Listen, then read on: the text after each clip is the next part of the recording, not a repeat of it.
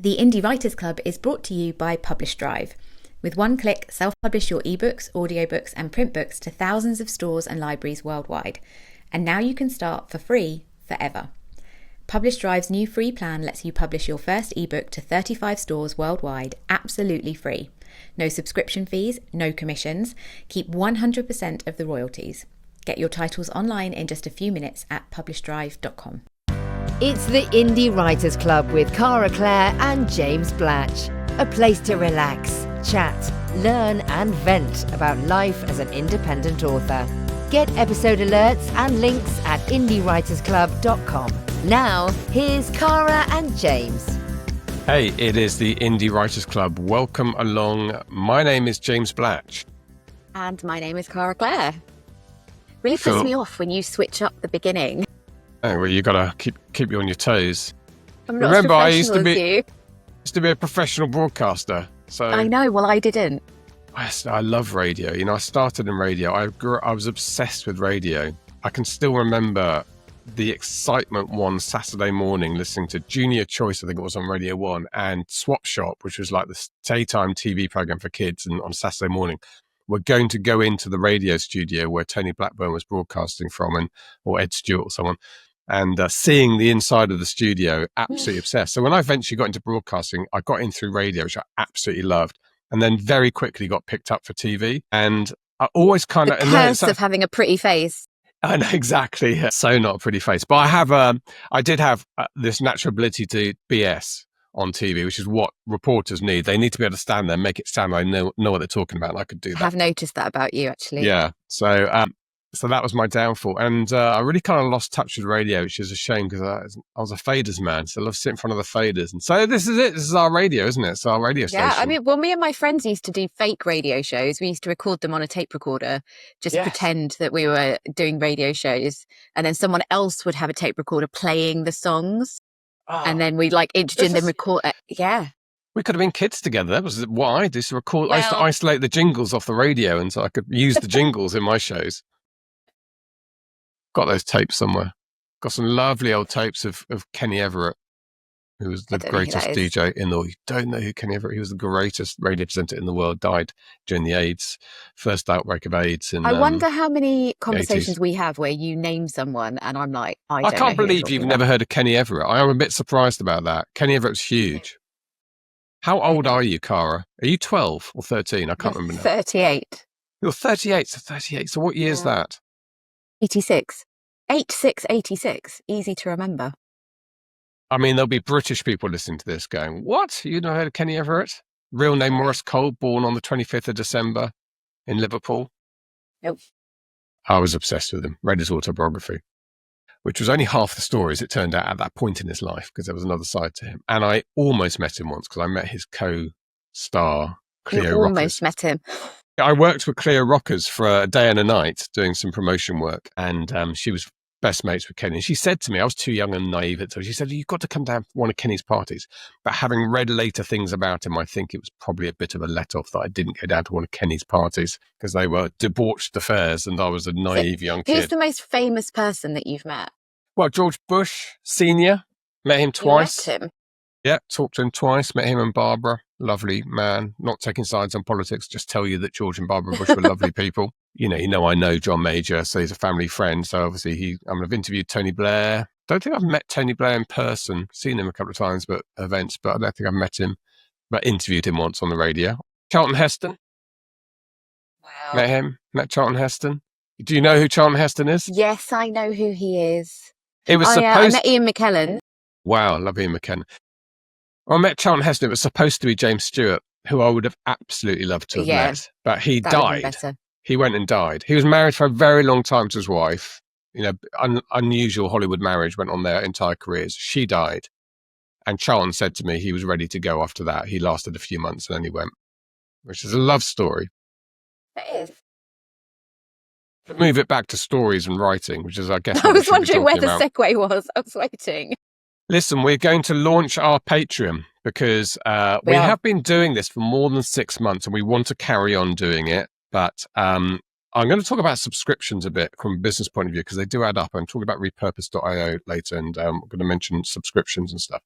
Yeah, I've been doing that lately, kind of looking at all the stuff that I subscribe to. And when you look at it, you go, whew. Yeah. So this is my new home for podcasting. It's permanent, our new home for podcasting. It's going to be permanent. We want to be around. So we are starting a Patreon to support the podcast, hopefully pay for it. And we'd love you to be part of that community. And we are making a few changes to the way that we operate. So the Facebook group, which we talked about last week, is going to be a bit more active. That will be open to everybody. Patreon supporters will get access to the Discord group, only Patreon supporters. Now, if you're in the Discord group and listening to this, you are very welcome to stay there because you are early adopters, our family, our early supporters. So you're there for life. Don't quit. Because But then you don't have to leave. We're not chucking you out. No. Please stay. But also you have to join Patreon to get back in. But from now on, the only people who will get invited into Discord will be people who are subscribed through our Patreon, which you can get to, by the way, indiewritersclub.com/Patreon or /support. They both go there. Because we want to keep the Patreon small, the Discord small enough that we can actually interact and give people value from it. And I believe we're starting a gold channel. Is that what we were going to call it? I can't remember what we called it. Well, we've got 3 tiers. We have 3 tiers of Patreon, and they are based on the characters that we write in our books. So the base tier is £4.50 a month. I think it's $5 a month. I can't remember. I think it must be $5. It's showing me pounds on my page because I'm in the UK. So it's £4.50 a month. It's basically $1 an episode. And that is the quirky friend. So that is the character. You are the base character. And this is the description. You're in every chapter is the tagline. This is the tier for you. If you just want to hang out and be cool with us for around $1 an episode, you can join the discussion and banter in our Discord channel. Plus, you'll get early access to any giveaways or events. So you support the IWC podcast, access the IWC Discord, and get early access to any events. So if we do retreats in the future, our Patreon supporters will be the first people to hear about that and get a chance to sign up, that sort of thing. The middle tier is the reliable narrator. I've got there's a handsome, reliable narrator picture. You have. Here. I'm all for that tier. If it's if he's in it, I'm there. So this is $10 a month. Again, I'm looking at it. It says £8.50 a month plus VAT. So it's going to be a cup of coffee per episode. You are the rock we're built on is the tagline. Join us live once a month for a members-only Zoom call. Ask us or our guests anything you want. So once a month, Tara and I can have a Zoom call just for the reliable narrator and the top tier Patreon supporters. And we'll talk about anything you want to talk about, be like an in-person Q&A, and we'll bring guests in occasionally as well.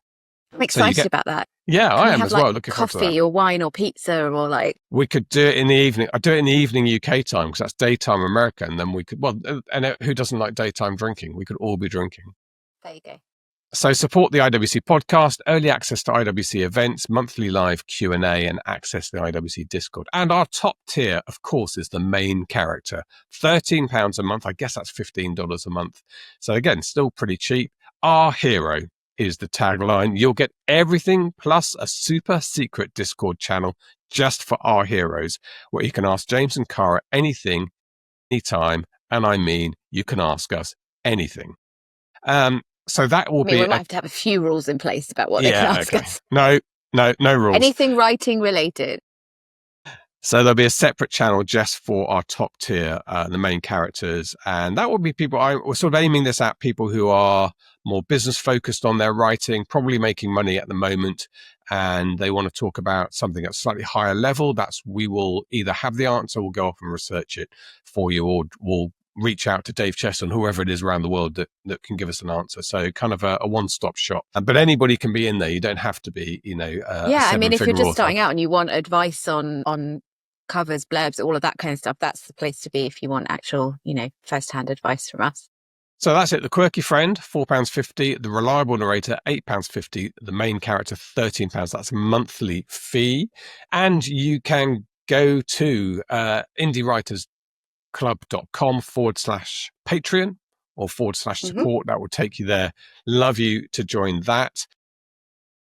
We're currently discussing what's going to happen the next stage of sponsorship with the show that's going on in the background. So we'll see what happens there. But I think our Patreon is my preferred way of funding the show. I think It lets it become more of a community feel. We can be more dictated by you guys and what you want to hear and listen to and all of that kind of stuff. So that would be the best way, I think, going forward, because we want to make this really sustainable and know that it can stick around. Yeah. And ultimately, we want to have our own conferences and stuff like that. So, we want to build a big community. And to that note, I would say then we've put in some money to Facebook ads, sort of tailed off at the end of last year, and Facebook ads were really expensive with the election. I haven't really got going on them again. I am experimenting with Reddit ads this week. So we'll see how that goes. Yeah, just for the podcast. So I noticed Reed's here. I spoke to Ricardo. He advertised on Reddit. What earth's on my shoulder? You're watching on YouTube. That's spider. Dog fluff or spider fluff. Yeah, I think it is dog fluff. But we need to really grow. Be great. We have about 1,000 views per episode. So it's about 20% of that is on YouTube. 80% of it is on through the various audio platforms. I'd really like to get that to 5,000 in the next 12 months. The best way of doing that is for anybody listening. If you like the podcast, you find it's valuable, it keeps you entertained, is to tell your friends, basically tell your writer friends, post into any Facebook groups that you're allowed to post into and say, this is a good podcast, it's worth listening to. That would really it's hard for us help to do that because we sound like we're just kind of, tooting our own horn. Yeah, hey guys, come listen. And most groups don't allow self-promotion, as in fact we don't in our group. So, but if you say, if someone comes into our group and said, oh, there's a really good podcast episode from Joe Penn, of course that's fine because that's not self-promotion, that's you saying. So if you did that for us, elsewhere, that would be really good, really helpful for us, and we can really kind of. So we're still encountering people who are like, James, we had no idea that you're doing a new podcast. Yeah, and we're like, come listen. Yeah, we had that in Ireland, didn't we? People saying, I thought the podcast had finished, but yeah. So okay, so that is our Patreon, indiewritersclub.com/Patreon, Patreon. I don't know. Patreon? I say Patreon because I think of the word patron. Like we used to have a patron who supported a theatre and that kind of stuff. But some people tell me off and go, no, it's Patreon. I don't know. Vote in the Discord, everybody. What do we call it? Yeah. Okay, look, something to mention. If you're listening to this on Friday, until 9 p.m. tonight, there is the spring sale from our friends at Pro Writing Aid. Now, we do have an affiliate link. We only affiliate for people we solidly believe in, and the PWA product is a great one that I use very closely. And we talked about their new critique tool the other week. But 25% off, I think, is the spring sale. So for indiewritersclub.com/PWA, we'll take you directly to the sales page for that. But it's 9 p.m. UK tonight, Friday the 4th, is it? 2nd, 3rd, 4th? 4th. Friday the 4th. So 9 p.m. UK, and that's going to be even earlier in the States. So basically, if you want to take advantage of that 25%, you need to do that. Do it now. Yeah, pause the podcast, pull over in your car.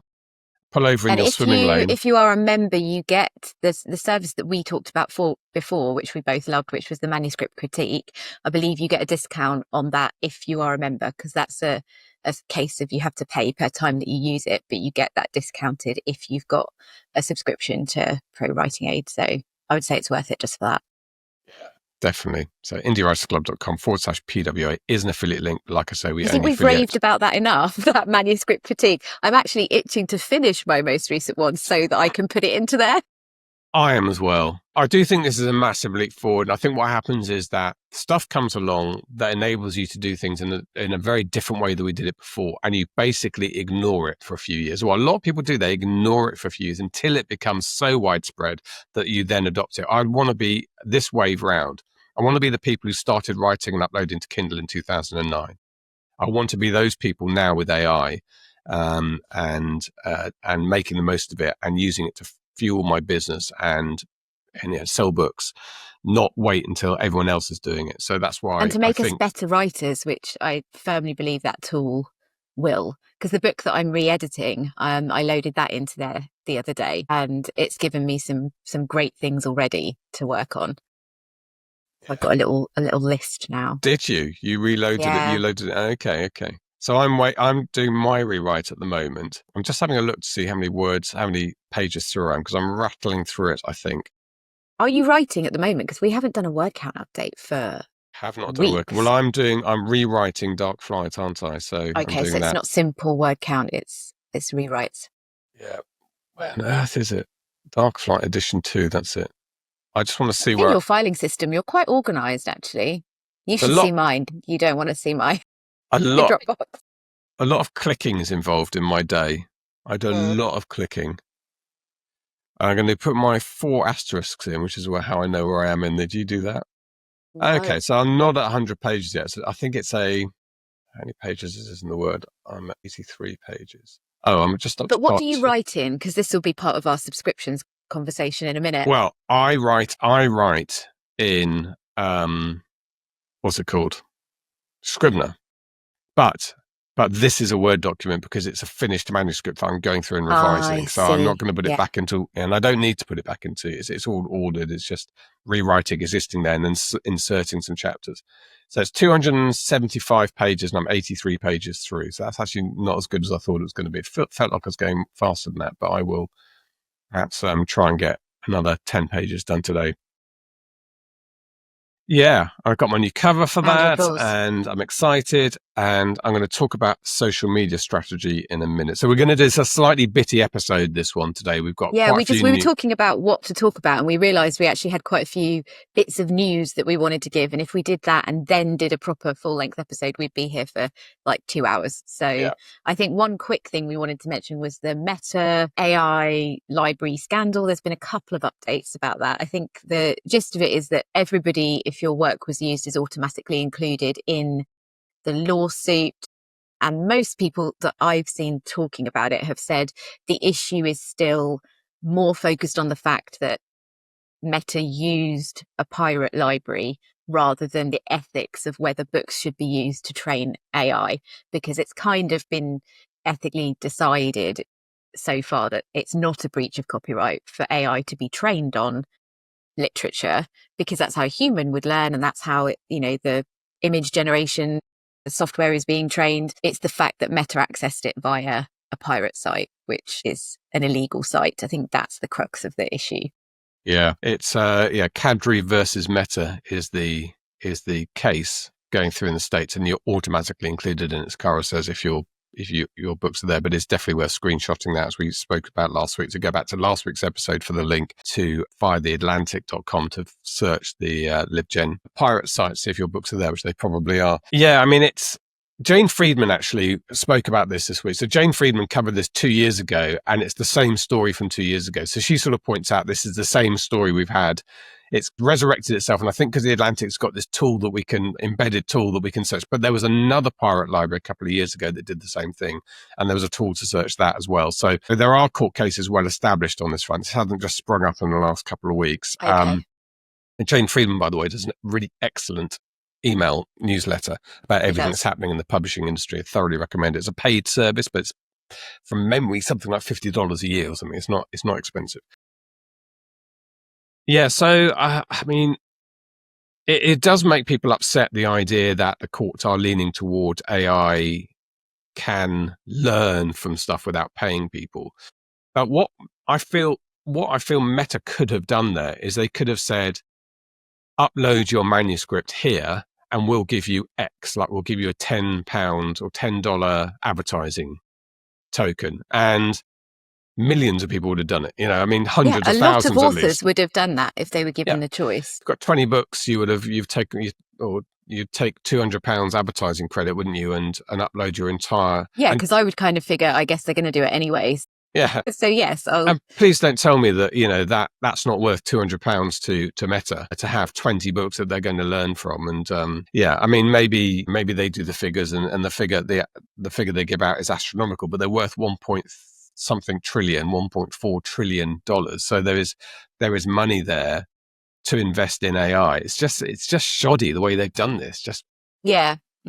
I mean, it brings up a whole kind of, because I was thinking about it and thinking, well, I guess this is how artists feel, because their work is a lot of the time, screenshotted or put onto Google Images without their permission. So then their work was used to train a lot of the image generation stuff without their permission. So it is a really kind of icky, sticky area. But I think, like you said, it's the fact that Meta have done it, and the fact that they so openly discussed, allegedly, what they were doing. It wasn't open. It was disclosed emails from an ongoing court case. Within their company. Yeah. I mean, that's another thing. If you're working in an industry, you send an email, just whenever you write an email, imagine what it would be like, that email being read out in court in 10 years' time, because that is increasingly does appear to be the case. Don't say anything that you don't want to stand up in court. What a world we live in. It's not a nice side of the world. I know. I mean, speaking of AI, the other thing that's been popping up in groups this week that I've seen quite a lot of chatter about is the use of Scribe Shadow, which is an AI-powered translation service. And the post that drew my attention was, I can't remember the author's name. It's in the 20 Books group. So if you go in and search Scribe Shadow, you'll find it. And they were talking about the fact that they went through 3 different translators. D.E. Dennis. Humans, and they spent a lot of money on those 3 human translations, and each one had major issues with the finished product. So they wasted an awful lot of money on them. And then they turned to Scribe Shadow, and the translation was fantastic.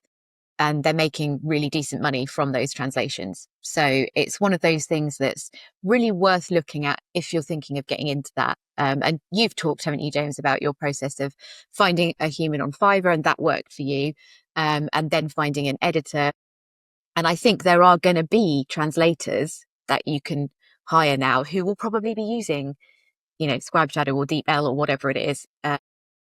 But yeah, I just wanted to highlight that, because I've seen quite a lot of chatter about it this week. I'd be very surprised if human translators don't just put the book through Scribe Shadow, or what's the other one? I always forget its name. What's called it? Dobell, but that's the name DeepL, of DeepL, I think. DeepL.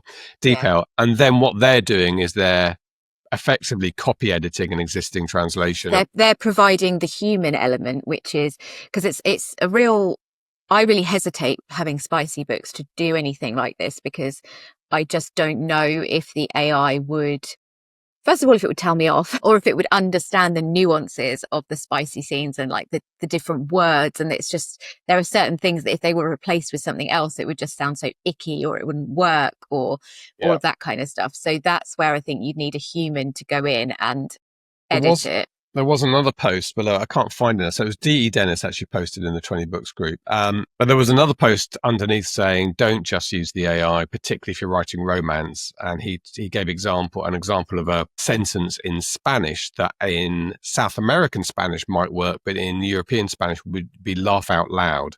As you say, is kind of like off-putting, not the other way around. So for sex scenes. So, but that was, you're always going to get naysayers, but that was probably a reasonable point to think about. And it's funny how, your spicy scenes are equivalent to my technical scenes.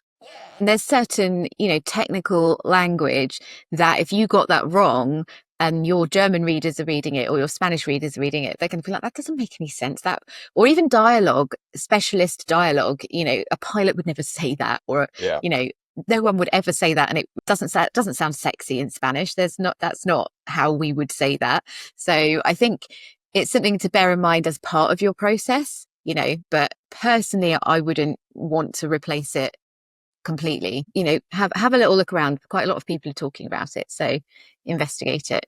I mean, the question is, if you're not going to pay somebody to do it into French, Spanish, what else would you do? Mandarin? I don't know, the common Chinese, the sort of widely spoken language. If you're not going to do that, pay someone thousands, do you think you may as well just do it this way, because at least they get a chance to read the book? Or would that, you think, damage your brand? I suppose it's only going to be within that territory, isn't it? If it Personally, I wouldn't, just because I'm the sort of, I want my products to be the best they can be. So I don't think I could handle it if it was getting rubbish reviews for having poor translations. But that wouldn't necessarily wouldn't affect your UK or US audience. They wouldn't see that, would they? Unless they're looking at the French version. Still, yeah, I don't know. It's a difficult one. Maybe I'm cutting off my nose to spite my face. Well, it'd be interesting. I think this is one for the Discord channel for people to tell us what they've done. Well, have they done this? I mean, I'm excited about it because, like, the difference for having my books in Germany has been incredible financially for me. And so if I can do that again in France, I mean, I was talking to someone the other day who's translating in France, and he says that it is behind. It's not where Germany is yet. But that doesn't mean that it's France not an audience. Is still quite behind in terms of, I think, Kindle, and they still really like their bricks and mortar bookstores there and pay higher prices. But it is, it's one of those things where it's getting there. So it's not, don't discount it. In Italy as well. But I've got my German translations are starting to come out soon with a publisher. So I'm really interested in how that's going to go, because Germany is getting my third highest views on TikTok at the moment. And my German income, just for my English language versions, is going up on KDP. And I think, well, this is something to mention as well. I think that's probably to do with the TikTok ban and the shift in the algorithm, because I haven't been reaching America like I was. My views now are pretty much UK, Canada, and then Germany. And America is like coming much lower. And we are approaching, again, I think the deadline is the 5th of April for the new decision on whether TikTok is going to be banned or not. So I can't see. I can't. I think it will probably be sold. They've made it clear that's what they want to happen. But I think, given everything that's going on, and we won't get into it, but I think the nature of the platform is probably going to shift, and we can't rely on the thing as much to reach the American market. Governments always want to control, right? Governments want, and I don't mean this in a sinister way, but when you're a minister in government or a civil servant, you feel that you want to have some control over things. So if you think, for instance, stuff's being leaked, security details from your country to China, which is, it's an autocracy and a threat, then you want to control it. What I think happened with the first TikTok ban, and it was a little bit under the radar, it's just we laughed about it happening, but I don't think they were laughing in the Pentagon or Langley in America, is that hundreds of thousands, maybe millions of American users joined Red Note, which is a Chinese, heavily government-linked, overtly government-linked platform, and they joined it overnight and uploaded everything on all their privacy, and they signed, I did it as well, we signed terms and conditions you couldn't read because they were in, and then people were doing memes about it, about me serving in the Chinese army because I didn't realize I'd just signed up for it years later. But in Langley, they were like, what the actual, because they were worried about TikTok, which doesn't appear to have any links to the Chinese government. I mean, they say that to Congress, they say come and look at our books, all the rest of it, but maybe there's a backdoor somewhere, and this one overtly does. And that was, I think, can only imagine, just with my security a bit of a wake-up call, terrifying for them. So it's just a note, you have no control over this. You think and you also have control. Ban TikTok will do what exactly? Do nothing and make it worse. Yeah, and I think maybe a wake-up call in terms of, if you think about the people making the decision, it's all these, rich old white men who probably haven't ever been on TikTok, don't understand its relevance in society, and all those people making that statement, surely that must have made them, maybe this isn't just some silly little video app that we're trying to take down. I'm an old white guy, by the way. I'm very You're not. I'm pretty certain I am, and I'm very trendy on TikTok. I've got 20,000 followers. But we heard that, we talked about this before, the kind of questions they were asking in Congress, like, so is TikTok connected to the internet? And it's like, well, it has to be in order to run. And does it connect to your home Wi-Fi? And it's like, well, yes. But so that's the kind of people that were making that decision. But anyway, watch this space. I think everybody's in agreement that the algorithm has shifted. So just in terms of numbers, since I started on TikTok, I have needed 4,000 views to make £100. That's what my conversion has always been. That is now 8,000 views. I now need 8,000 views to make £100. So I don't know whether it's not reaching the right people, if it's to do with the boycott in the US, because we've had people saying, no, don't be silly, it's not going to be making any difference. But then actually, anecdotally on the ground, I've got authors saying, yeah, my income has dropped massively. And a couple of people I've seen actually running ads have had people comment, would love to buy this, but I'm boycotting Amazon right now. So, we can say, well, it can't be affecting it that much, but the evidence actually is that it's affecting people. So, I don't know if that's solely to do with TikTok or if it is to do with the boycott, but the fact is things are tricky at the moment for a lot of people, especially if you're very KU heavy and very reliant on organic social media. Yeah. Okay. Well, we'll keep an eye on that. On that social media front, so I talked about last week about one of my notes from Ireland was repurposing content, which I've been poor at. And it's made me I've sort of done a fairly deep assessment of my social media, which has been pretty poor. My TikTok's been my main focus, but even that's not been very regular. And I have a lot of material that's perfect for my, for my BBC career, flying in jets and stuff. I've got a lot of video material that's perfect. I just don't really use it. So I had a look at, so someone emailed me, and I'm sorry, I can't remember your name. I have to look up. I try and look her up whilst we're talking, and suggested repurpose.io was the answer to, was it Elaine? Not sure. Yes, it was Elaine Henny. Elaine Henny, there you go. Thank you for suggesting repurpose.io. So I had a look at that. Now, it's $30 a month, which surprised me a little bit, because I thought it's just, basically like what we used to call that one where you would send out your tweets, delay your tweets and stuff. Like TweetDeck or something. Hootsuite and stuff, Deck, there's loads of them, yeah. And they weren't that much, which before I get onto social media and how to do it, but just made me think that, and I've had this with our other business, the SPF, we've really been looking at the expenses over the last few months, and subscriptions can really cripple your business. They can bleed you. You've got to be really careful. You sign up quite often to what are very useful tools. And before you know it, in a bigger business like SPF, that's £5,000 or £6,000 a month. And I'm not exaggerating. I mean, obviously our email list is more, 300,000 names. So you're paying a lot. That's the biggest single one, but you've got Zapier and stuff like that, which are quite big as well. And then all these small ones, and every AI tool you use, they all add up. Now the AI tools, I think, are good value. They're like £6 or £7 a month, aren't they? $10 in most cases. Repurpose $30 a month. That's a lot. It's quite a lot, isn't it? And if you're at the beginning of your career, not saying that's, I always think in terms of how many books you've got to sell just to pay that. And even things like, so BookVault, there's a subscription fee to BookVault if you're uploading quite a lot of things. If you've got a Shopify store, you've got that. And then if you have any apps that you add to your Shopify store, like to do bundles and things like that, they're all subscriptions. You've got your website, your hosting, your email list, every AI thing that you use and sign up for, writing software. I think I have maybe 4 different subscriptions for different just writing software that I've tried, and I need to flip and pick one and get rid of the other ones. So it really does add up, and it's something to kind of, I think, review every now and again. And I mean, probably with our personal finances as well, it's the same thing, isn't it? It is.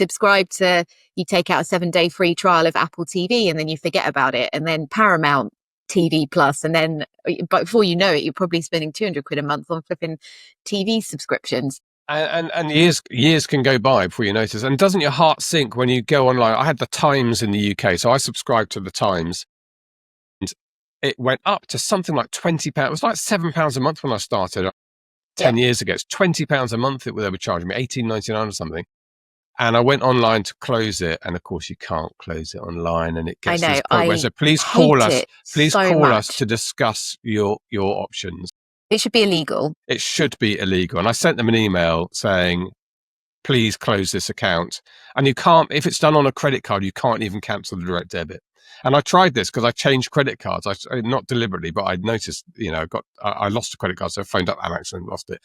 But they move your direct debits because the account stays the same, it's just the card. So you can't, and in the end, I had to have the phone call with them where they tried to sell it to me for $9.99 a month. It's like that episode of Friends where they all try to cancel their gym memberships because they realize they have gym memberships that they haven't used, and I think they end up just signing up for another membership because it's so difficult to leave it. And one of them, I don't know who it is, maybe Ross, goes with the others to help them cancel it and just ends up taking out one themselves because it's just so difficult. Well, I think it's something to review every couple of months. Just have a look and make sure because I ended up with I bought a font. And I didn't realize that I'd signed up for a subscription. I thought I was just paying for the font, but somewhere in the terms and conditions or whatever at the screen and all the confusing stuff that came up, I must have clicked the button that said I wanted a subscription, because if you have a subscription, you get the fonts cheaper. And I was paying something ridiculous like $20 a month for a subscription to a font website that I used one font about 3 months ago. Yeah.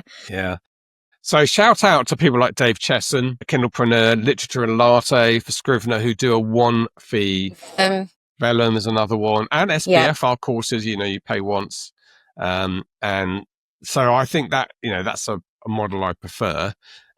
We recently downloaded Affinity, didn't we? Because we were working on something together, and it's kind of the alternate to Photoshop and Creative Cloud. And Affinity have their own versions of Photoshop, InDesign and Illustrator. And that, again, that's a one-off fee. Yeah, quite reasonable. Pay for it, download it. Because Creative Cloud, I had to cancel mine and just it's not the best value for money, because now I just subscribe to Photoshop. And if you think about what you get for the entire Creative Cloud subscription, you get a lot more.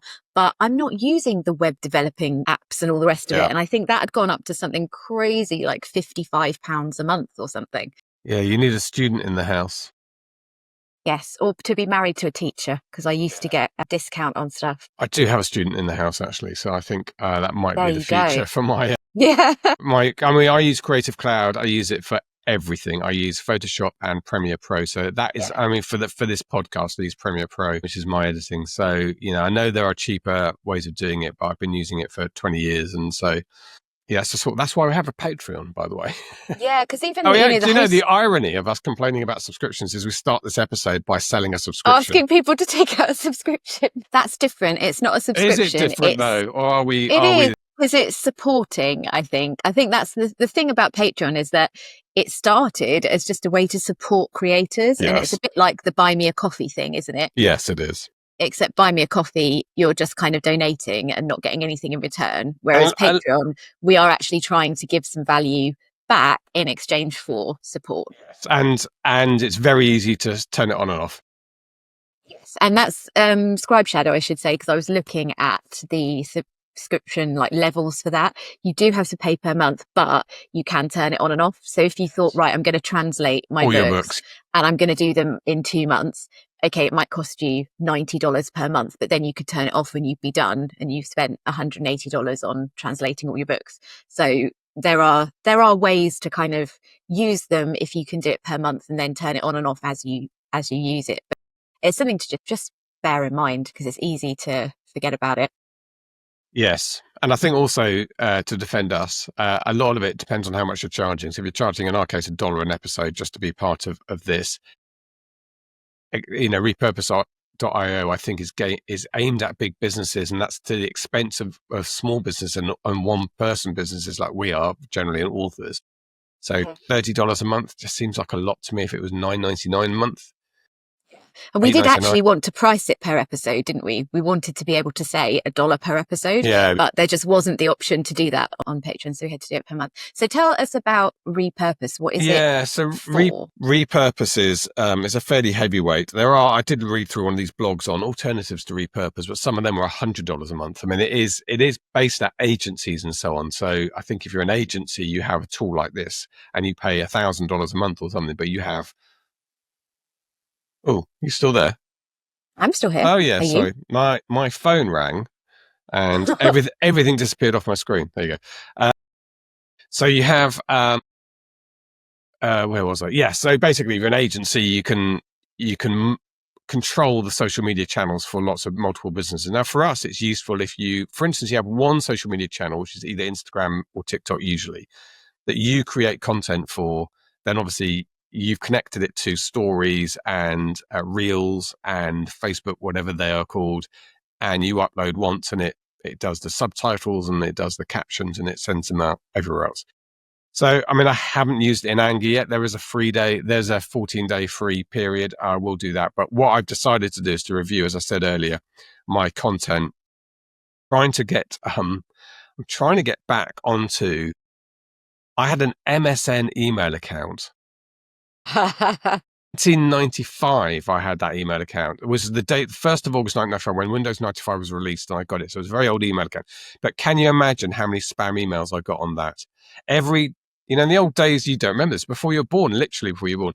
No, I do remember. Yeah, I do. I've got a Hotmail address lingering somewhere in and the you get, honestly, 1,000 spam. It was on it. That from 1st of August 95, that email address was on every disk that got passed around Southern Asia and everywhere forward else. This email to all your friends and family, or you will die. Stuff. Yes. So I got 1,500 emails a day. It was unusable. So I went to the effort of deactivating the account, which was quite a hard process. Now I realized I thought I'd done everything to move everything off it. There are 2 things: my Strava account, which I can log into via Facebook, but can no longer have access via the email. Can't change the password. I don't know what the password is. And that still works. And the other thing is my original YouTube account, which has 65,000 views on some Harrier flying stuff I put on there. So I really want that back. So I had to go through a long series of forms today, going back over data from 20 years ago, trying to tell them subject headings of email. You get asked all sorts of obscure questions. God. So I'm doing that, try and get that back. I'm going to establish my channels. I'm going to do a lot of content work. I'm going to start uploading it. And then I'm going to decide whether something like Repurpose.io is going to be worth it for me, or whether I just get organized during the day and say, 3 times a week, I'm going to spend 45 minutes or less than that, probably, uploading the material to different channels. So that's the sort of thing we all have to do. But so Repurpose it. When I've used it in anger, and I'll probably go through the free trial anyway, let you know. I'll talk about it in more detail. But there are alternatives, and one of them is a bit cheaper. It's something like $22 a month. Okay. As well. So yeah. I had I just made some notes because there were a couple of things that I wanted to mention. One of them was talking about like sharing and things between platforms. And this was just a tip that I heard from somebody I'm trying this week, but it's worth bearing in mind. So this creator was saying, if your main readership is based on Instagram and you know that they don't really do much on Facebook, which is the case for me, it might be worth turning off automatic sharing and not sharing your Instagram reels to Facebook, because what the Meta system does is it's looking for it wants you to get the most views, but at the cheapest. So if there's lots more room on Facebook than there is Instagram, it will channel your reels towards Facebook, but they're not necessarily going to be the right people seeing it. So they recommended if you know that your readership is mainly Instagram based, turn that off and just see if it makes a difference and gets you a boost in your reels. And the other thing was, I didn't want to come across as negative when I said I now need 8,000 views in order to make £100. I want to put the Adam Beswick spin on it and go, okay, but that's free. If I can get those 8,000 views, I make £100 for free. And all that takes is me creating some content. So one of the things I did last week was I literally sat and I spent a day making a document with 30 days worth of hooks and variations of hooks for my 3 main books that I promote. So my Nova book, which is the first of the Phoenix Prophecy series, Luna, which is the first Mafia Vamps book, and I'm gearing up to promoting the Jungle Book retelling. All my hashtags there as well, pre-filmed a load of content, and I actually took my books to Waterstones, and this is working really well on TikTok. My books aren't in Waterstones, but I put them on the table and took a video of them under the book talk. Book talk by this. That sounds a bit dodgy to me, Cara, but I love it. Well, if somebody had asked me not to, I wouldn't have, but could be leveraging all the goodwill, all the market goodwill that Waterstones has to you without and paying then just took a couple of videos of me kind of standing around with my book in a bookshop setting, and they've been doing quite well. But also just did I'm trying to focus on kind of keeping the same aesthetic in my videos, because that's something that people have been saying, and really focusing on SEO for your TikTok and Instagram, because Instagram have rolled out their update now, so they are functioning much more the way that TikTok do.